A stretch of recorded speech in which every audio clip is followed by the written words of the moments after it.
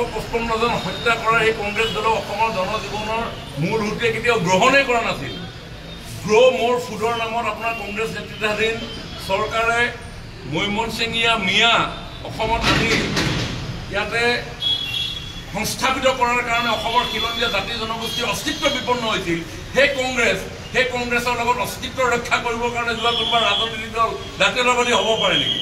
Tyre tube কেৰাচিন তেল 2 কাটি জ্বলাই পিনি কৰা জাতীয়তাবাদ নকয়। জাতীয়তাবাদ ক'বলৈ হ'লে জাতিৰ প্ৰজন্মই নতুন দৃষ্টিভংগীৰে পৃথিৱী চাবলৈ শিকিব লাগিব।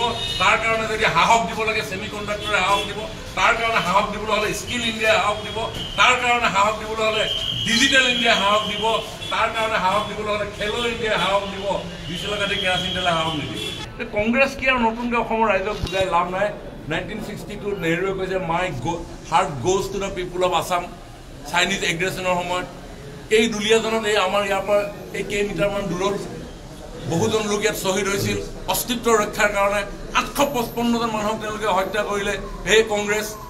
2001 চনৰ পৰা 15 চনলৈকে তৰুণ গগৈৰ শাসন চোৱাত আজি কিমান লোকক নিৰীহ লোকক হত্যা কৰা হ'ল আজি নতুনকৈ ক'ব লগা নহয়। নতুন প্ৰজন্মই নিজৰ কৰ্মসংস্থাপন এটা পাবৰ কাৰণে বিধায়ক মন্ত্ৰী হাতৰ ধনৰ টকা পইচা নাথাকিলে কৰ্মসংস্থাপন নাপায়। সেই কংগ্ৰেছৰ এইবিলাক অলিক সপোন। গতিকে কংগ্ৰেছৰ সপোন কেনেকৈ তেওঁলোকৰ লিগেচি ঘূৰাই আনিব পাৰি, নতুন প্ৰজন্মই হাতত আকৌ টকাৰ টুকুৰা লৈ তেওঁলোকৰ ওচৰলৈ চৰকাৰৰ চাকৰি বিচাৰি যাব লাগিব।